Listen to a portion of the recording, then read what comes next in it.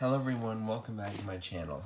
In this video I wanted to just quickly demonstrate how to take apart one of these newer style Western Electric key rows and how to replace the lamps inside of them. So the first thing you should probably do, depending on the key that's out, is remove the cap, and usually there will also be a secondary clear cover on top of that. And then you need to remove these screws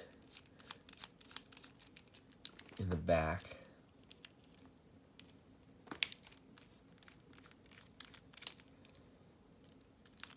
And they did make these key rows very, very tricky to replace the light bulbs in.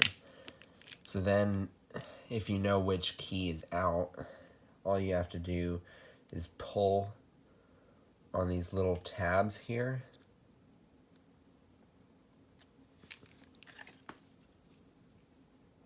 So you'll see they're slightly different color than the brass ones.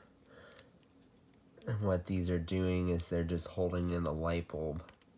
So you need to remove the tab carefully. And then